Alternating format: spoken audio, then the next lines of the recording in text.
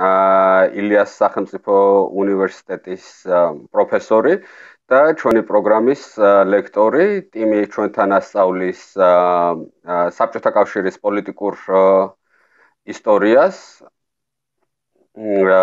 და დღეს წარმოგიდგენთ ტიმს, მაგრამ დღევანდელი ლექცია იქნება ინგლისურ ენაზე. და თუ ნებას მოვცევთ, გადავერთობი ინგლისურად. So today we have a lecture by Professor Timothy Bluevelth, who teaches at Ilia State University and teaches at our program, Political History of the Soviet Union. And he is probably the most cited author in the West on Soviet Georgia. And currently he's working on his monograph on biography of Nestor Lakoba. It is tentatively called Lakoba's Trials, Clientelism and Ethnicity in the Soviet Fiefdom, if I say it correctly. So today's lecture will be about this book and about Tim will share us his findings. This is extremely important question because ethnic clashes and rivalry in 1980s and 1990s originates from that period. It's at least my personal opinion, because 1920s and 1930s were time of the nation-making process, both in Abkhazia and in the rest of the Georgia. And Abkhazia in 1920s and 1930s was Lakoba's fiefdom, as Tim puts it. And then it was followed by merciless suppressions by Lavrenti Pavlovich Beria, to which Lakoma became a victim, and then followed some other suppressions, which outraged Abkhazian population and ethnic Abkhaz in specific. So Tim will give us some of his views about this history. Tim, please, floor is yours. And before Tim starts, probably I should ask you to ask questions during the meeting, both in Georgian and in English, if you like. And I'll be asking for you these questions to Timothy. Tim, please. Thank you, Becca, and thank you, everybody who's watching, and thank you for this opportunity to talk about my my book project. Is my screen okay? So I hope everybody can see my my slideshow. So as Becca mentioned, the book project is about early Soviet Abkhazia. The manuscript is called The Trials of Nestor Lakoba, Clientelism and Nationality in an Early Soviet Fiefdom. And this is something that I've been working on for about 5 years now. I've published a number of articles about Abkhazia in the Soviet period. And my initial idea was to put those together and maybe write a few new chapters and make a book about Soviet Abkhazia that would really cover the entire Soviet period. But in spending time in several different archives, I came across so much material about the 1920s and the early 1930s that this was more than enough to fill up an entire book, and really quite remarkable stuff. I'll talk a little bit about those sources in a few minutes.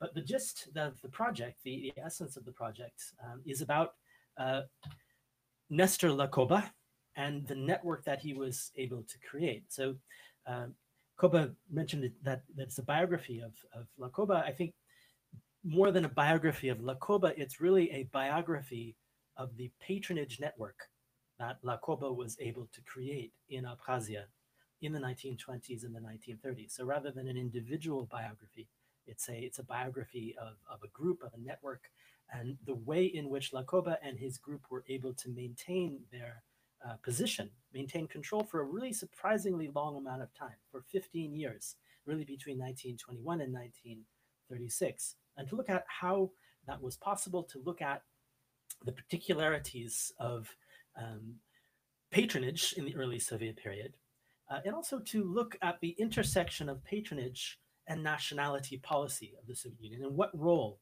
nationality policy played. And that's something I'll be speaking quite a bit about as we move on.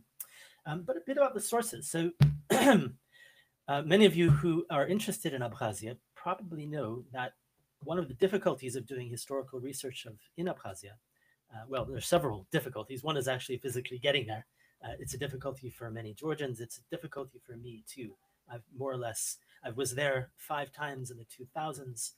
More or less, I've become sort of persona non grata there, and I haven't been able to go back since about 2008. But the other problem regarding archival research is the destruction of the archive that took place in 1992 during the Georgia-Abkhazian War, and most of those documents were burned. There were a number of documents that were published in collections before that. There are, I think, a number of documents that have survived in various forms, but it's still difficult to get access to them. The other really interesting source, though, is the collection of personal papers of Nestor Lakoba himself, his own personal archive, which, by a long meandering story, they ended up in Stanford University in the Hoover Institution in California. This is a really interesting collection of documents. It's not very large. I myself went there in 2017, and I basically, over the course of one day, photographed all of the documents. There are 2 boxes, I would say in total, maybe 2,000 or 3,000 pages. The third box is a collection of photographs, and there are a number of really famous photographs from that archive, which you've probably seen before. Pictures of Stalin at a dacha in Beria. There's a famous picture of Beria with Stalin's daughter on his knee, and those come from this personal collection. And a lot of the materials from this have been used before by other scholars, and especially what you might call the low-hanging fruit, those documents which are typewritten, that are easily legible. The vast majority of the documents in this collection, however, are handwritten and completely out of order. Many of them are in files that are simply labeled correspondence or notes and have little identification about them. Often documents written by Lakoba himself, often appeals, letters, things that were written by other people in all kinds of other messy handwriting. So I spent many, many months trying to transliterate, trying to work out what these documents said, and also to figure out what documents related to what. And there were many cases where documents were related to each other, but they were sort of scattered all over the place within the files. So sort of understanding what went together with what. The other aspect which makes the Lakoba documents particularly useful is if you can connect them with the materials that we have relating to Abkhazia in the archives here in Tbilisi, and particularly in the party archive out in Mukhiani. And there are several very thick files of investigations, of scandals, of reports, of denunciations, stenograms of meetings from the 1920s that are tremendously rich, and they put into context many of these documents from Lakoba's personal papers. So if you only have one or the other, they don't make perfect sense, and that's especially the case of the Lakoba papers. But if you put these documents into the context that you can piece back together from the party archives, then they make sense in really kind of new ways. So that was the starting point for this project. So a key thing here, again, is nationality policy. And if you sign up for the master's program in modern Georgian history, one of the mandatory classes in the second year will be my political history of the USSR. And nationality policy is one of the particular things that I focus on in this class, and I would go on about it for quite some time. And many of my students know that I can go on about this for hours on end. But in brief, the main point here is that in the early Soviet period, the Bolsheviks, who, given their ideological outlook, look at nationalism and nationality as something outdated, as something that belongs to the bourgeois phase of capitalist development and should disappear once society moves towards socialism and then towards communism, something that they didn't need to worry about. The Bolsheviks were then faced with a very harsh shock during the course of the Civil War in the periphery, when they found that nationalism was actually a very powerful force, and one that they needed to deal with. And so fairly early on, in 1921 and 1923 at party conferences, they decided that we are going to have to change our approach towards nationality and nationalism. We are going to have to accept the fact that it is not going to disappear, and we are going to try to make the best of it. So what they decided to do is the policy which comes to be called nationality policy, which taken together means that they will try to depoliticize nationality. This famous quotation at the bottom here from Stalin, nationalist in form, socialist in content. It's often considered to be one of those Bolshevik throwaway phrases, but this has a specific meaning. Nationalist in form means that they will give as a concession to the nationalities all of those aspects of national identity, of nationalism, which are considered to be simply form. Things like language, literature, costumes, cuisine, dances, folk songs, folk tales, all of those sort of things. But socialist in content, and what they mean by socialist in content is that power, of course, control will remain in the hands of the party. Part of this nationalist in form also has to do with bringing people into the party. How do we communicate the message of Lenin, the message of Bolshevism to this massive population throughout this vast expanse of the Soviet Union, who often don't speak the same language, who don't understand the ideological points? We need to bring people in, and we need to communicate with them in their own language. So this is what comes to be called the policy of Korenizatsiya, or of indigenization. And that has a number of aspects, but part of that is recruiting cadres, recruiting local elites, co-opting them into the system, giving them positions within the party, giving them positions within the leadership, giving them opportunities in the party, in government, in education, and so forth, in order to win them over to our side and help us to enable them to be the intermediary between the center and the vast majority of the population. So this creates a kind of situation where the center needs to choose who are the elites, who are they going to choose, who are they going to co-opt? How do you make that decision about who you are going to bring into this? And this is an issue that was taking place all over the Soviet Union. Ethnicity and nationalism is only sort of one element of it. In the early Soviet period, the Bolsheviks were very few in number. The party was very small during the revolution. It expanded a lot during the Civil War, but ultimately it was a few 100,000 people trying to govern a vast former empire of more than 100 million people. So they had to make this decision all around the Soviet Union. They had to delegate, they had to send people out in the middle of nowhere. How did they implement their policy objectives? How did they get their goals achieved? And really the way that they did that was through a system of clientelism, of what's called patron-client relations, of informal relations between local party leaders, between each other in order to get things done, and also between those local party officials in the regions and their patrons back in the center. So you have this informal system that was created throughout the Soviet Union. It really sort of became the basis of the way the system would continue to function all the way up until the end of the Soviet period. And you might say that that system in some ways continues today as well in much of the former Soviet space. So patronage was something that was widespread, informal relations throughout the Soviet Union. In the nationality regions, in the periphery, in the new republics that they're creating, ethnicity also played a role because it became a defining factor, again, in who you choose, who you co-opt into this role as intermediary. So from the center and from the position of the patrons, you have a number of goals that you're trying to achieve. You need to recruit a local group of people who can get things done for you.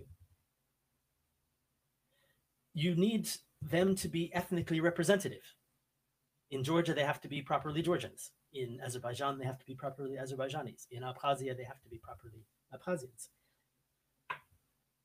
And in many places, that would come to be a challenge. In some of the more developed, and Bolsheviks were not politically correct, they used the words razviti and atstalia for the different kinds of republics. And in the more razviti, in the more developed republics, places like Georgia and Armenia, there was never a shortage of educated and capable young cadres to recruit.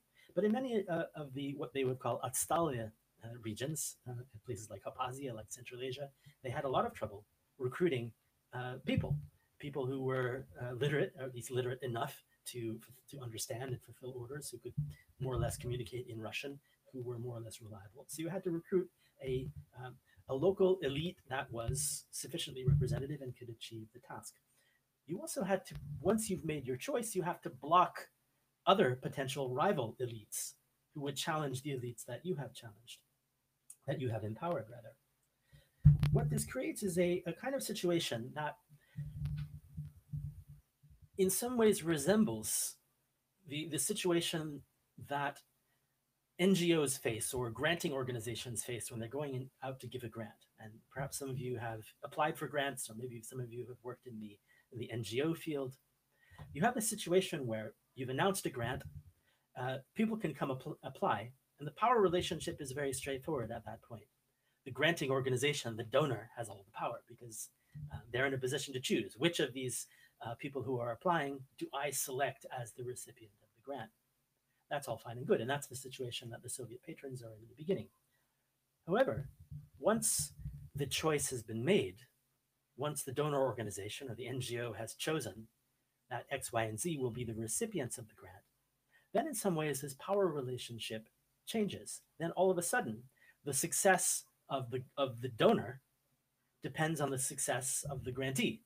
If the grantee fails, if whoever you've chosen as the NGO or as the donor fails in the project that they've applied for, then it's not just they who pay the price, you pay the price too. In the NGO world, this is what they call capture or grant capture.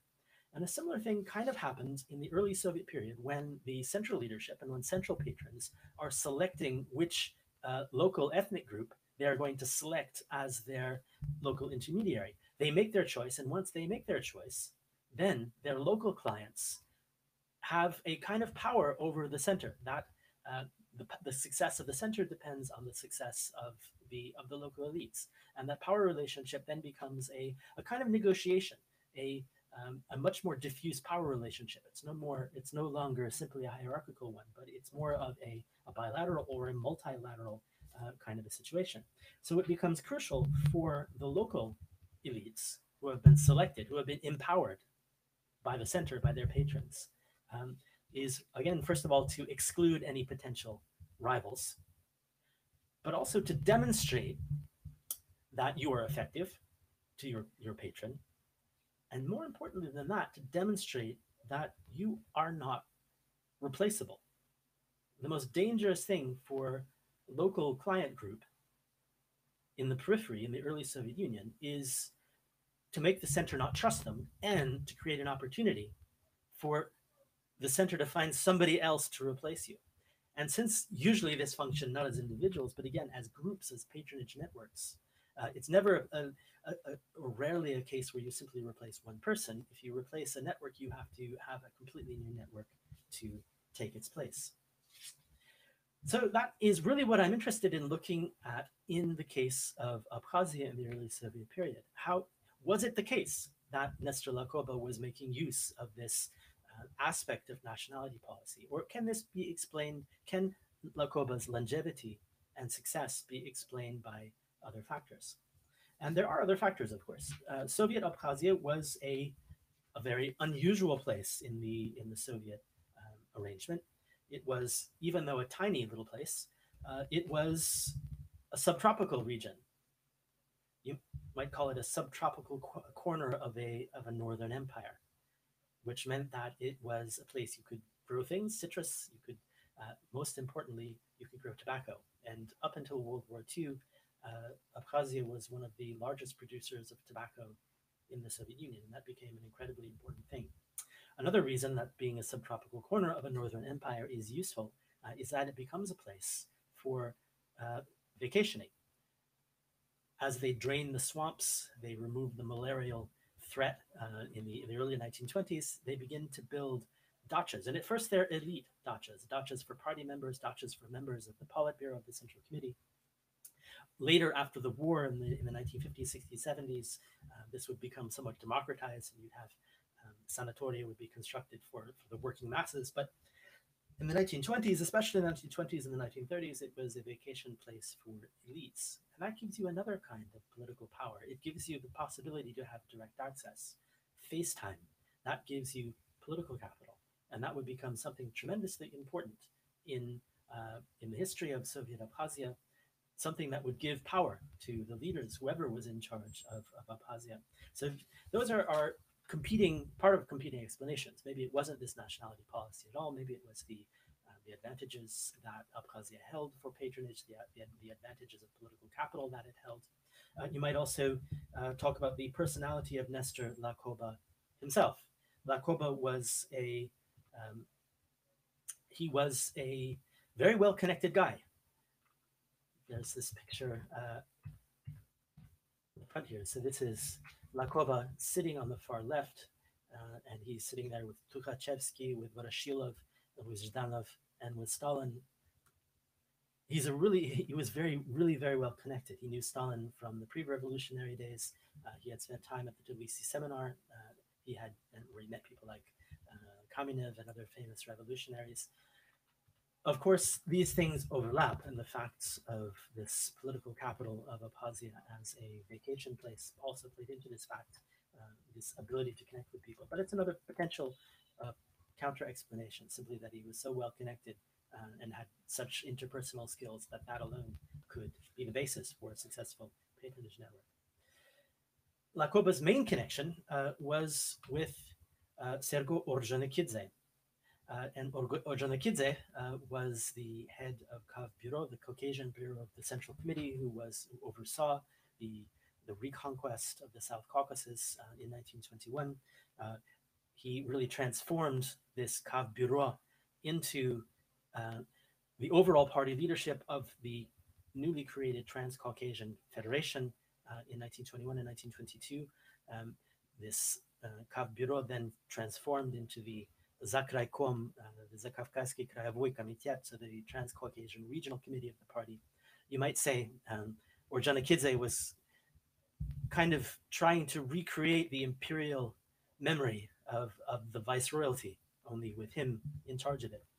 And you might say that the Transcaucasian Federation and Zakraykom, its leadership, its party leadership organ, was kind of the basis for Ordzhonikidze's patronage network based in the Caucasus. And that's a really important element of the Lakoba story, and one of the important aspects of the history of the Transcaucasus more generally in the Soviet period is the position of Ordzhonikidze, the ultimate power of the Caucasian network, the so-called Kavkazsky Khvost, in the early Soviet period. It's one of the things that gave Stalin a strong element of support. It would lead to the rise, ultimately later, of Beria. It was a tremendously important network in the constellation of patronage networks in the early Soviet period. And Lakoba was very much part of that.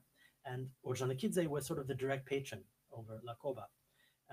And there's sort of a crucial moment in one of the most interesting documents in the Lakoba archive, where Ordzhonikidze writes a letter to Lakoba.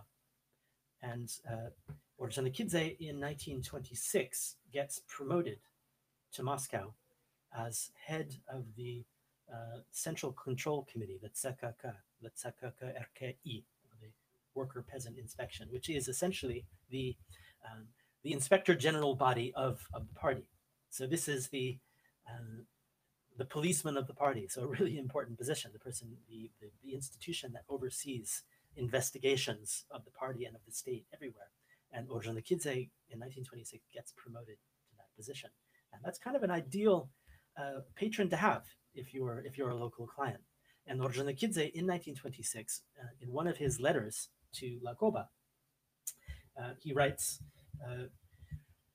«Можно пить и стрелять сколько хочешь. ЦКК сейчас в наших руках». So you can drink and shoot as much as you like. The Central Control Commission is in our hands. And by our, presumably here, he's referring to this larger Caucasian network.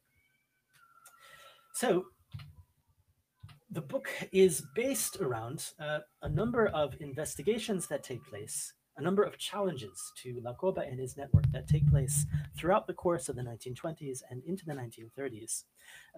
And I won't go into a lot of detail about each of those, but just to mention a couple of points about several of them. And one of the more interesting of those is a situation which comes to be called in the documents the Rif Revolt in 1920. 1925, or the Revolt of the Rifts. And this is a reference to an event, an international event that was then taking place in Morocco, and in the Spanish colony of Morocco, where local Rif tribesmen were rising up against the Spanish troops. And this was reported in all the Soviet newspapers, of course, because they always reported uprisings against the European powers. And so this name sort of got put onto it. What happens in this situation is that Laqobas has a division between his clients. And Laqoba has really two kinds of clients in his overall network. He has the ones who are closest to him and who he trusts the most.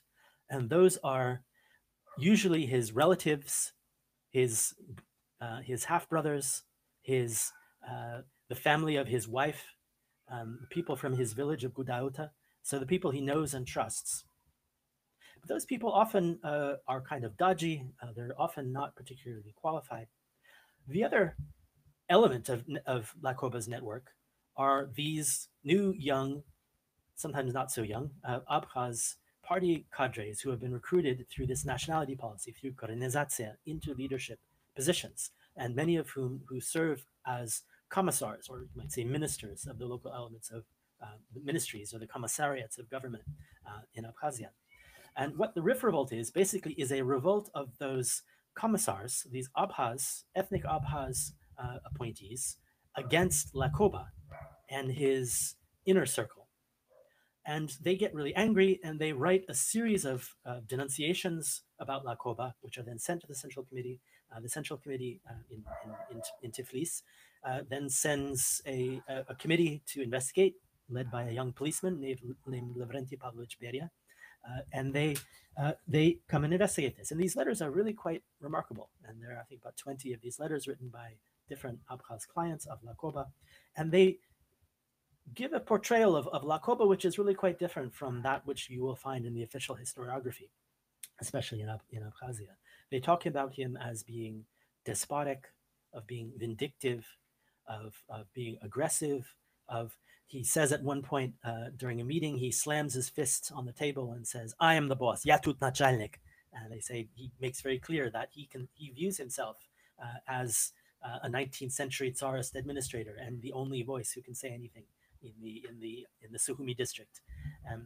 And this then gives the opportunity, this dissatisfaction of these local Abkhaz clients gives an opportunity for a replacement, a new network. And there are other party officials who then try to take this opportunity to create a replacement network to get rid of Laqoba. And Laqoba is able to survive this, but again, through his connections with Orjan Kidze, with the other members, high up leaders of the Georgian party and of the Transcaucasian Federation.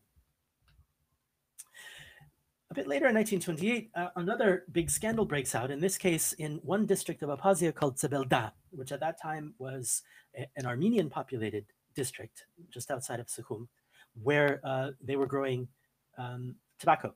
And this shows sort of what they had got up to in a root of one of the sources of power for Laqoba's network, particularly in the 1920s, and that is corruption and machinations in the sale of tobacco. And again, Abkhazia was a major producer of tobacco. They had figured out all sorts of plans in order to buy tobacco at a low price from the peasants and sell it at a high price. And part of that involved various tricks to swindle the peasants, to weigh and measure the tobacco and sort the tobacco, to pay the lowest prices as the lowest sort to the peasants, and then to sell it on to the next stage at a higher price. And they were also able to play off the formal trade institutions of the party, of the Georgian party, of the Transcaucasian state. So to play off this federal arrangement and to play these different trade organizations at different levels off against each other, and even the central trade organization off against each other. And this set off an investigation. Ultimately, it set off a massive trial that took place in 1928. And 41 people were tried and ultimately executed, mostly local Armenian members of the tobacco trusts. There was a sort of local criminal family called the Tapchans who were responsible for overseeing all of this. But very clearly, they all had connections in the leadership in Sukhum with Lakoba and the people very close to him. But he survived that. Then, and this is really sort of the meat of the book, is a series of investigations, 2 investigations that take place in 1928 and 1929. Actually, there are 3, but I'll put them here together. Based on denunciations, letters, complaints that come from local people in the party, from enemies of Lakoba, in some cases from visiting interns, and so forth, that find their way to Moscow. And one of the paradoxes here is that, remember, Ordzhonikidze got promoted in 1926 to be the head of the investigation, the head of the Central Control Committee and Workers' Peasants investigation. Ordzhonikidze has always been really effective at whatever he did. And he was effective in the Transcaucasus. He was effective as well in this investigatory role, and he strengthened those institutions. And those very institutions then became interested in what was going on in Abkhazia. Again and again, denunciations, reports of all sorts of things. Part of this had to do with this corruption in the tobacco industry. Much of it had to do with the criminality and corruption or abuse of power of those people in Lakoba's inner circle. His brother Misha Lakoba was particularly notorious for arranging murders, assassinations. There were a number of cases of party officials who married into the local aristocracy, who were building big, almost palatial houses. There were cases of extrajudicial murder based on blood feuds, based on familial contests over brides and things of this sort, really kind of outrageous. And they were of such a level that even the hardened investigators of the Central Control Committee were really surprised by the level of these kind of crimes. And some of them were just sort of abuses of power. One of my favorite ones that gets repeated over and over again, that comes up again and again in these investigations, is the so-called affair of the silk scarf. And when I first saw that, it sounded very romantic. What it is, a woman had her scarf stolen. And she's walking through the streets of Sukhumi, and she sees a woman entering a store wearing a similar scarf. She stops a policeman and asks the policeman, that looks like my scarf, can you look into this? So the policeman approaches the woman. Fair enough. It turns out the woman is the wife of Nestor Lakoba. The policeman is disciplined and then removed from his job and then put into prison for a year for abuse of power. And so this creates a kind of scandal. And there are similar things to that get investigated in the course of these. Yet again and again, Lakoba's patrons in the party leadership are able to protect him. They're able to whitewash in the course of these hearings. They're able to undermine the people accusing. And in the second of these investigations, led by Tseitlin, who was an investigator from Moscow, who was really outraged by this, who wrote this really detailed report, ultimately this went to Stalin. And there's a very famous letter that gets printed again and again, which gets used in other contexts, in which Stalin intervenes in this case in October of 1929. And in the letter, Stalin criticizes Lakoba, and he says, the mistake of Lakoba is that he relies on all layers of society, which is not the Bolshevik thing to do. And here he's criticizing Lakoba's lenience with aristocrats, his refusal to, or his reluctance to divide up the peasantry into kulaks and so forth. And he actually says in this letter, you guys think you can remove Lakoba, but there's nobody to replace him. There is no other Abkhaz group that can take his place. So again, he's getting back to this core argument that I began with about replaceability, of creating this aura of irreplaceability. And that's ultimately what Stalin says in his letter. And the fact of Stalin's defense really becomes the turning point in all of these investigations. The other key, they find a face-saving thing, which is that one of the main accusers turns out to be a kulak. So they do an investigation. They find out that this guy has a big house. He has hired labor, and therefore he's a kulak. Everything he said is therefore negated. And so the investigation ultimately gets thrown out, and Lakoba survives. But again, because of this kind of protection. This relationship between Lakoba and Beria really flourishes in this period after 1929, between 1929 and 1932. Here you have this picture. You can see in the middle right-hand corner Lakoba sitting there and Beria chatting him up. Lakoba becomes instrumental in Beria's rise to power. And there's a quite famous document in this Lakoba collection of a letter in which Lakoba describes his conversation with Stalin and Orджоникидзе in Abkhazia at the dacha, in which basically Lakoba is saying, Lavrenti's the guy, Beria is the man, he's the man for the job. So I think Lakoba is reading the tea leaves. He's seeing what's going on, that Beria is rising in Tiflis, in the Georgian leadership. He's moved along with his network from the secret police and is gradually taking over the party organs and gradually taking over this Caucasian network, this Kafkaski Kost, and pushing Orджоникидзе out and pushing Orджоникidze's people out. So Lakoba has always been politically astute, and he is part of that process and moving along with the Beria group. However, Beria has never quite the loyal patron that Orджоникidze was. And the situations are changing. In the 1930s, you have Stalin's revolution from above. You have the collectivization of agriculture in particular. You have an increased centralization. All of the machinations that Lakoba and his people were engaged in the middle of the 1920s with tobacco sales really were no longer possible with this new collectivization. And what's more, by 1931, Lakoba faces a real challenge because his core constituency, his core electorate, is the Abkhaz peasantry, particularly in his home district of Gudauta. And collectivization really is unfavorable to them.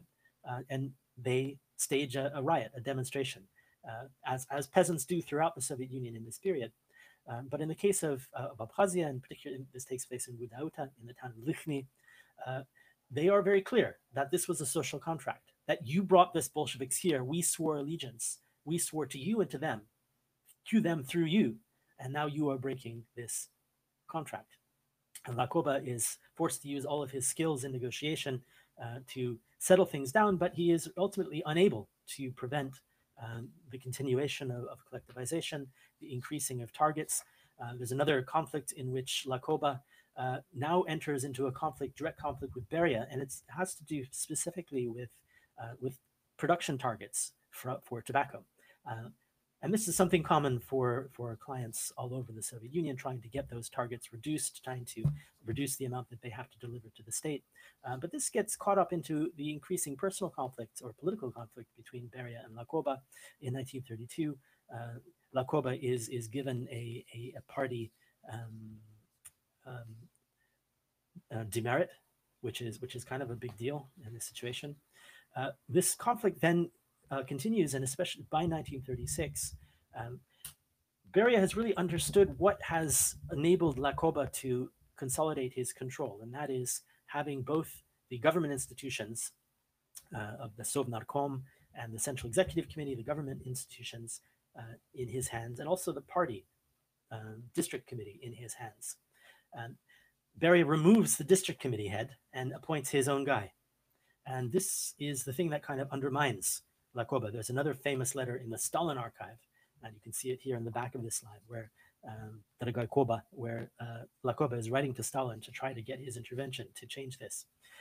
Ultimately, the conflict is resolved not politically, but by the mysterious death of Lakoba. So the other famous thing that everybody knows about Lakoba is that in December of 1936, he was summoned to Tiflis for lunch with Beria. After that, they went to the opera. Lakoba fell ill and then died. And then so from December of 1936, Lakoba is himself personally out of the picture. But the final trial that takes place, the last stage of this political conflict takes place with Lakoba in absentia. And that is the public trial of Lakoba's group that takes place in November of 1937, this show trial. So after Lakoba's death, the party begins collecting compromising information about Lakoba. They bring up a lot of the previous charges that had come up in the 1920s. Those aren't quite sexy enough. So a lot of them are in there, but they begin to add the other usual kind of charges that often appear in show trials, things like attempted assassinations, attempted kidnappings, and so forth, and other counter-revolutionary connections and activities. And ultimately, 12 actually 14 of Lakoba's clients are put on trial, and most of them are sentenced to death, and almost everybody associated with Lakoba's groups are completely wiped out from the end of 1937 into the beginning of 1938. So really this entire network, almost from top to bottom, anybody associated with Lakoba and their families and their wives, children as well, are really completely eliminated in the context of 1937. So ultimately, what does this all tell us? What can we take away from this? Well, the one thing is that it seems to me that there is a very strong amount of evidence to make this argument that what enabled Lakoba to be so successful for such a long period of time was exactly this fact of creating an irreplaceable network, given the assumptions of nationality policy in the 1920s and up to the middle of the 1930s. That other factors were there too, but that this is really the key thing. This is what gave this kind of longevity, that Lakoba became a master of reconciling those differences within his own client base. And this is the lesson he learned from that revolt of the Rifts back in 1925, that he was able to maintain both groups of clients and prevent other elites from creating a viable Abkhaz replacement group. But what changes is the world changes by the mid-1930s. You have the change of Stalinization, of centralization. You have the change, first of all, of the relationship to local patronage networks. And the terror is crucial here. And there are a number of reasons that the terror, that 1937 took place. But I think one of those is exactly to get rid of local client networks all throughout the Soviet Union. And Lakoba's group was simply one of those. The other element is the change of nationality policy that takes place with the rise of Stalin in the mid-1930s, what they call the Great Turn, the Veliki Perevarot in the nationality policy. So in the 1920s, if you had what they call a kind of ethnophilia, so the support for every small minority group, in the 1930s, this nationality policy doesn't disappear, and Karanizatsiya, indigenization, doesn't disappear, but it switches its focus away from every small nationality to focusing on the large nationalities, and particularly on the larger nationalities that have union republics. And this is sort of the crucial term that allows Beria and his network to flourish. It's what makes inevitable the emphasis of the Georgian network over the Abkhaz one, and the removal of the Abkhaz network and its replacement by the Georgian network. I mean, this has a number of consequences to it, and one of those, as Becca mentioned in the beginning, is the fact that all of this was viewed through an ethnic lens meant that politics and political struggle inevitably became ethnicized, and that's something that has continued in memory. So it becomes not a question of the political conflict of one network versus another one, but of Georgians versus Abkhaz, and Beria as Georgian doing this and Georgians doing this to Abkhaz. Another element of this is, I think, what results from this ethnicization of a primordial identity. And I think that's also an important part of this story, the way that this Soviet nationality policy, which was intended as a temporary measure to overcome nationalism, to depoliticize nationalism, to get past nationalism, ultimately had the opposite result of essentializing nationalism, a primordial identity, ethnogenesis, made people feel even more firmly that these identities existed. And combine that together with the fact that ultimately national identity, and particularly territorial identity, was always a zero-sum game in Soviet nationality policy. Every identity, you could only have one identity in your passport, and any territory could only belong to one group. You really couldn't share it. You had some cases where two nationalities would be stuck together in one republic, like the Chechen Ingushetia or Kabardino-Balkaria. But even then, you had separate territories. You know, this part was Ingushetia, that part was Chechnya. And so it created this system that territory is either ours or theirs and really can't be shared. And that has, combined with this ethnicization of the political struggle of the 1930s, set one of the key bases for the later ethnic conflict to come. So that is it's kind of an overview of the book and the sort of framing of it. One of the challenges that I brought up with Becca when we agreed to have this talk is exactly how to translate the title. because as I mentioned at the beginning, the title is The Trials of Nestor Lakoba. And in English, this word trial sort of encompasses both tribulations like ispitania and also a formal legal trial, like a судебный процесс in one word. Whereas in Russian or in Georgian, I'm not sure that that can be captured in one word. And ultimately, as I've tried to emphasize here, the emphasis is really on the trial and more on the trial and less on the person. So it's not intended to be so much a biography of Nestor Lakoba personally, but an investigation of these challenges that his network went through over the course of these years in the early Soviet period, and what that says more generally about Soviet rule in the periphery of the Soviet Union. So I will stop with that and invite Becca back for the questions.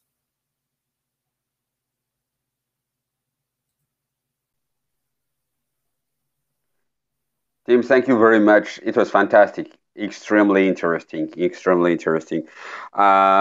And before we get some questions, and I encourage public to ask their questions, I'm tempted to ask myself one question or two.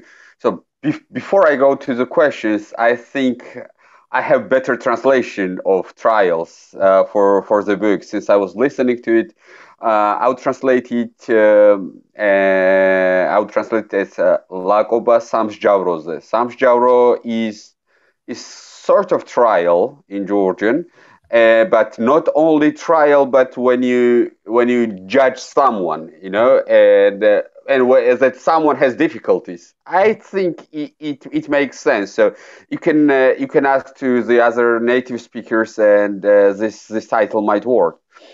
So, Tim, I want to ask about the last part of your speech, of your lecture, to which I fully agree. So today, Lakoba, especially in Abkhazia, is portrayed as national hero, as nationalist, and the guy who established some sort of sovereignty of Abkhazia, so on and so forth.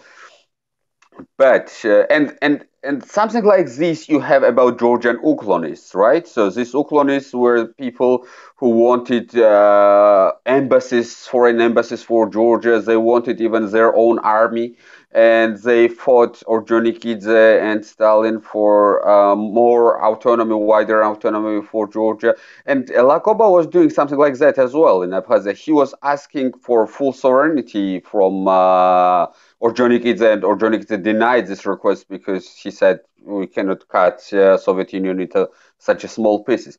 But is it, is Lakoba's or Georgian uklonists nationalism? Is really it a nationalism, or it's about the patriotic sentiment, or it is about fiefdom, like reinforcement of your fiefdom and your patronage? Yeah, this is a really interesting question, and my conclusion about Lakoba is that, it is a kind of localism, about his district and about his clientele, and I think he very much does derive part of his authority, his legitimacy, by the fact that he is so beloved among the peasantry and has to deliver to them.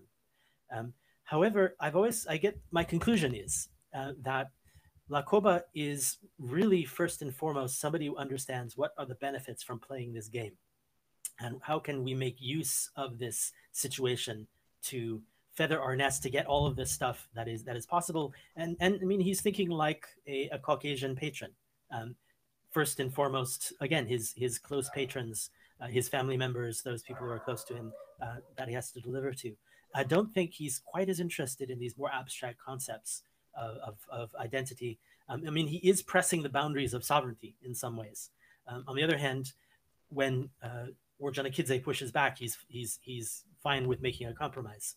An interesting contrast, though, is Lakoba's rival within Abkhazia, and I didn't mention him in my talk, but it does come up in the book, and that is the other leading figure in Abkhazia in the early 1920s, which is Efrem Eshba. And Eshba actually has more of those ideas about status. He puts more emphasis on ideas of status. And maybe ironically enough, he ends up being promoted out of Abkhazia. They get rid of him.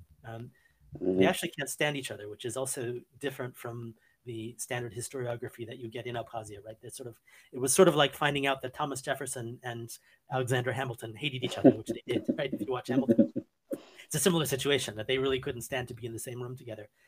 But ultimately, Eshba gets promoted out, and he becomes a minister of education at one point in Georgia, and actually joins the Georgian Uklanisti. He's one of the members of the party who resigned in October of 1922, and he supports the Georgians against the Caucasian Federation. But this issue of symbolic identity status for the Republic is one of those issues that Lakoba and Eshba disagree about. But to what you began with, I think the portrayal, the picture of Lakoba that comes through all of these documents is one of somebody who is very intelligent, very clever, in some ways can be loyal and charming.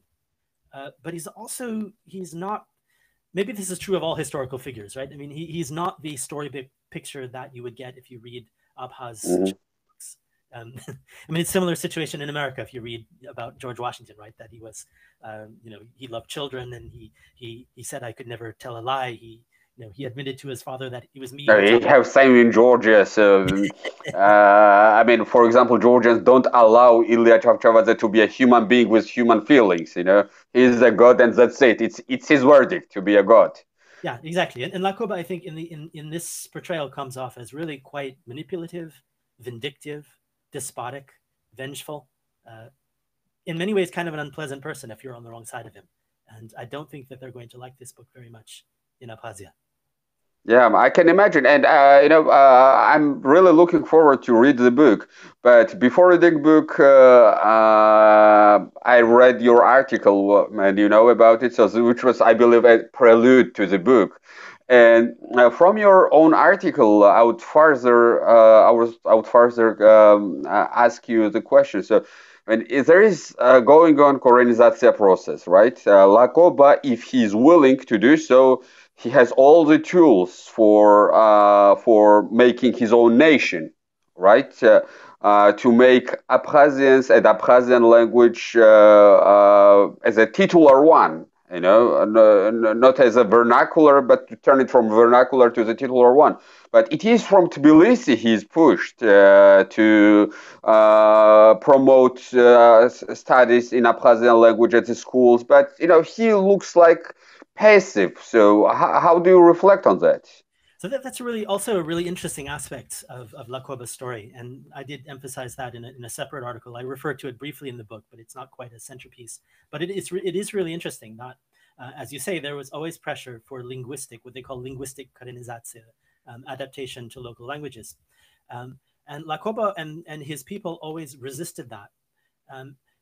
I think the main reason for that is because first of all, the Abkhaz language wasn't sufficiently developed for the use in делопроизводство, right? For use in official paperwork. They weren't willing to put the resources into that. And I think for them, the ethnic balance required an alliance with ethnic Russians first and foremost. A lot of their middle class служащие, their white collar workers were actually ethnic Russians, and they needed that, and they needed those as a counterbalance to the Georgians. And the opposite side of that is they thought that if we emphasize linguistic Koreanization for local languages, yes, that will give resources and support for the use of Abkhaz, but it will also do the same for Georgian language. And so it's better not to do this at all and just use Russian as the lingua franca rather than support our own language. This happens very rarely, I think, in the Soviet Union, but there are other cases as I mentioned in that article, in post-imperial Africa, for example, where in order to maintain a political situation, the local leaders will choose an imperial language like French or English as the language of administration rather than their own language for these kind of political reasons. Timo, now I would like to ask you about Lakoba's personal bonds to Stalin. because Stalin was a frequent visitor of Abkhazia. Very rarely would see Soviet Union such provincial leader having opportunity of such a frequent meetings with the vождь, with the chief. There are some.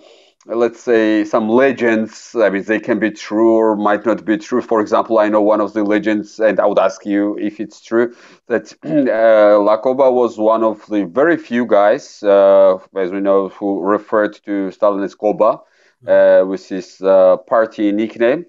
And he so much enjoyed and he so much familiarized himself with Stalin that one day with other influential Bolsheviks, they were playing billiards, and Lakoba won billiards against Stalin and said that Koba, you are not really a good player or something like this. I mean, I don't know. I mean, this story I have heard. Maybe this is true, this is not. So, I mean, what's your take on Lakoba-Stalin interpersonal relations? Does it have to do something with later on developments? Well, it definitely does, and again, it I think stems from both Lakoba's personal connections in the pre-revolutionary and revolutionary period.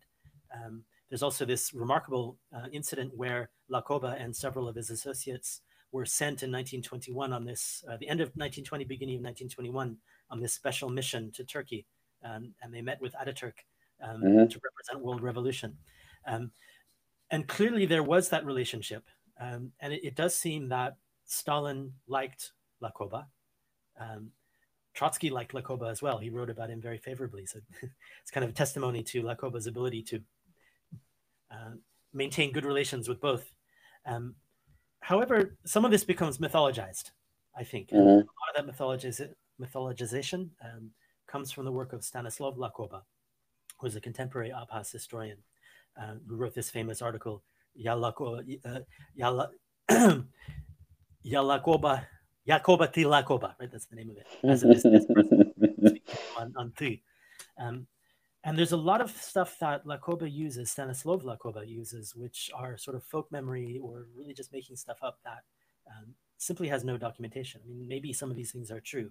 And I think that story about the billiards is one of those things that comes from folk memory, and that gets repeated by Stanislav Lakoba. There's another famous story that Stanislav Lakoba says that I've not been able to find any documentation for, which is that supposedly in 1935, Stalin offered Lakoba the position as head of the NKVD, and that Lakoba refused it, and that spoiled the relationship. And after that, Stalin rather gave the position to Beria. There's no indication of that. And in this correspondence that I mentioned in 1936 about replacing the district committee head, Lakoba literally says, "I will do anything you ask of me. I am your faithful servant." And it seems to really undermine the story that Lakoba tells about an offer having been made back in 1935. But there are other stories of that sort too, which I actually criticize in the end of the book. Another reason I think they would like it very much in Abkhazia. Tim, I mean, maybe the last question from my side. I know, two questions. I still have two questions. So one question is about Beria. Beria's take on Lakoba, because I mean, I think we would agree both that Beria was sort of Georgian nationalist. He had his sort of projects for Georgianization of not only Abkhazia but also Megrelia and Svanetia and Ajara. I mean, you have written also about Ajara region, I mean, does it really, in various policies, fighting Lakoba and then fighting any sort of Abkhazian nationalism, this was fighting against fiefdom or fighting for Georgian nation against the other nation? Yeah, I would think first and foremost it was a political struggle between fiefdoms and for control of a really important fiefdom. Right. And it wouldn't be the last time. There would be more struggles for control of Abkhazia as well. And again, for this reason, that it gave political capital, because the leaders come there, and you have all of the benefits of this tobacco production and other things So I think it was a prize in political contestation between different groups. So I think first and foremost, it's really that. I mean, there was this element of under the Beria leadership of sort of consolidating the Georgian nation and using these processes, to combine these different categories, which in the 1920s had been sort of scattered and divided among Mingrelians and Swans and Ajars, and to define what is and what is not. And the Abkhaz was very much sort of outside of that category. But another irony of this historical legacy of the situation is that the most severe Georgification that took place in Abkhazia actually happened really after Beria lost control in Abkhazia. After 1943, rather Stalin appointed his own guy, Akakim Geladze, who then brings in his own network, and they sort of push out the Beria guys. And again, Stalin, I think, realizes the importance of Abkhazia. And really the worst policies of Georgification are during that period. That's when they ban the Abkhaz language in education. That's when the resettlement really reaches a sort of fever pitch. That's when you have the most sort of repression of Abkhaz language and culture and things like that from really after the war, from 1945 up until 1953 with the death of Stalin. Thank you very much, Tim. And now our friend Oliver Reisner asks question. What were the implications of the great turn in Soviet nationality policy in the mid-1930s for the relations among the different clientele networks in South Caucasus? Thanks for the interesting talk. Yeah, and thanks to Oliver for that great question, because that, again, this is one of the sort of key findings or the key arguments in the book, is that what makes the difference, in part, is the Great Terror and the centralization that comes with Stalinism, but the other element is this change in nationality policy.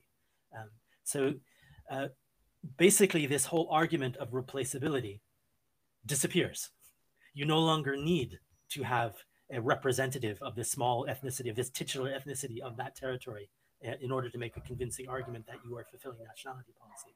And basically, with this great turn, that the necessity of that disappears. And that's one of the key platforms that Laqoba has been using to sustain himself through all of these trials, through all of these political conflicts, through all of these denunciations and assaults on its position. And once that disappears, then a leg on the chair is gone. And of course, the other element of that being the terror and the fact that most of those clients who were protecting him in the Georgian and the Transcaucasian leadership themselves are no longer in a position to protect anybody. So he had tremendous amount of support until he didn't. Tim, thanks a lot. And from my side, the last question, I'll jump to pre-Soviet period and try to, with my question, to connect it to 1930s. So Beria and then Geladze tried to make Abkhazians Georgian, let's say, or to Georgianize, let's say. There was policy of Georgianization in 1940s, which need to be admitted by any common sense. And they failed to do this, because Abkhazian ethnic identity or national identity was already persistent, sort of.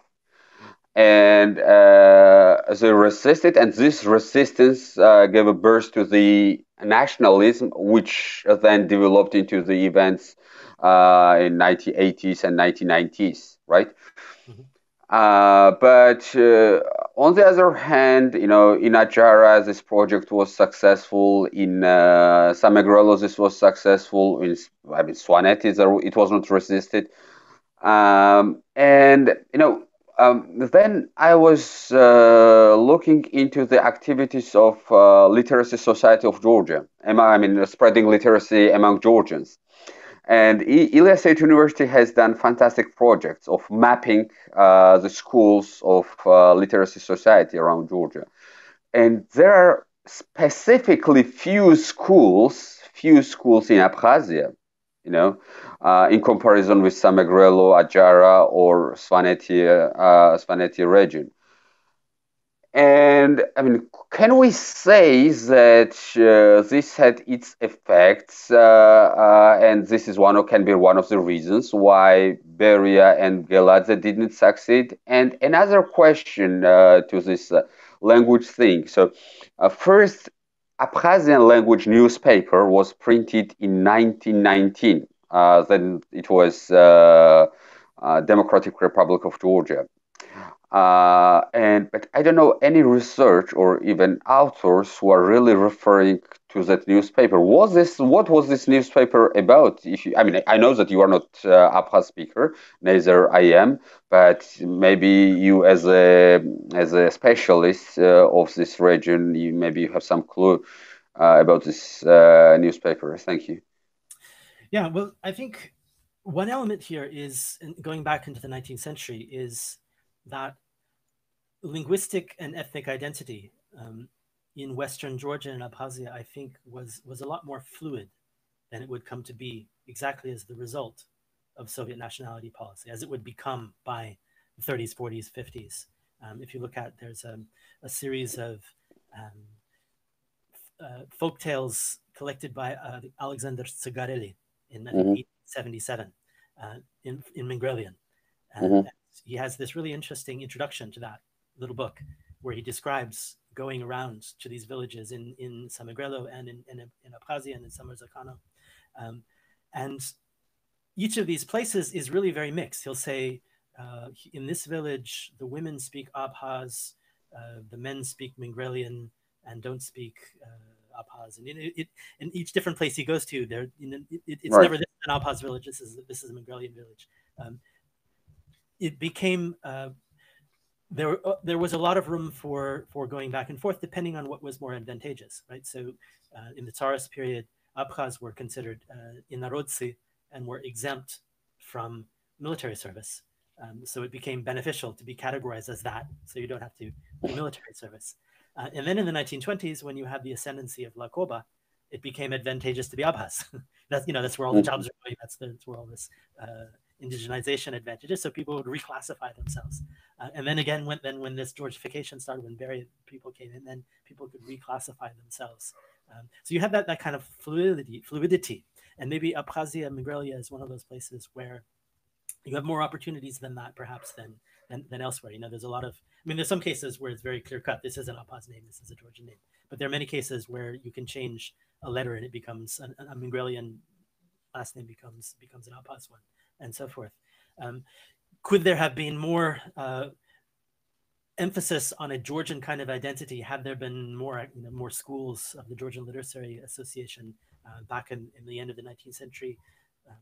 It's possible, or if the Democratic Republic had more time, I think certainly more time to introduce standardized educational systems and so forth to give opportunities for local people to learn Georgian. And the same thing that happens in the 2000s and the 2010s that we see after this, that make people give people incentives to increase their language portfolios and to shift their language and ultimately join to that kind of civic identity that the independent Democratic Republic was trying to create back in 1921. About the newspaper, I'm not sure exactly which one you're referring to, but I do know that the Apsnikash was the communist newspaper, was published. I'm not sure it was 1919 or 1920. No, it was. I forgot the name. It's pre-Soviet. It's pre-Soviet. Published. Editor was Dmitry Gulia. Yeah, it was. I think that was Apsnikash, but it was the communist newspaper, but it was published in the Democratic Republic, and it was all right. The people behind it were the so-called independentists from the Abkhazian People's Council. So there were this group of mostly social democrats, but that leaned Bolshevik. So Dmitry Alanya, Samson, Chanba, Gulia, and there were. So it's a nationalist newspaper, more or less, you can say. Right. So these guys are, you were talking about sort of national communists, and these guys are sort of in that category, like the Uklanisti in the Georgia. They were sort of the Borodbuisti in Ukraine. Were sort of intellectuals who were active. They were all members of the Abkhazkia Narodny Soviet, but they formed their own separate faction, and ultimately they became more and more leaning towards the Bolsheviks. And then when Sovietization took place, almost all of them joined the Bolshevik Party and became full-time Bolsheviks, and most of them became clients of Lakoba. A few of them sort of went into opposition to him, but most of them became sort of a wing of his client network. And all of them were destroyed in 1937 together with everybody else. Tim, thank you very much indeed. I mean, I'm impressed. I'm really impressed, and I'm looking forward to reading your book. And I'm sure that it will be widely read, not only in Georgia, but abroad. Of course, this is a topic which people fail to discuss without emotions. You know, there will be emotions in Abkhazia, there will be emotions in Georgia. Someone will label it something, I don't know, whatever, you know. But if you do a job like this, you know, it's inevitable. But most importantly, I'm absolutely convinced that in international academia and among academics, this will be loved and cited widely, and you'll be referred a lot. So I wish you success with that. So if there is any need that we can give you extra support, feel free to address. And I wish you good luck. Thank you very much indeed. Thank you very much for this opportunity. And the book is in final negotiations with Routledge for publishing. So hopefully by next year. And I very much want to publish a translation in Georgian. Looking forward to that. Goodbye. Okay, goodbye, everybody.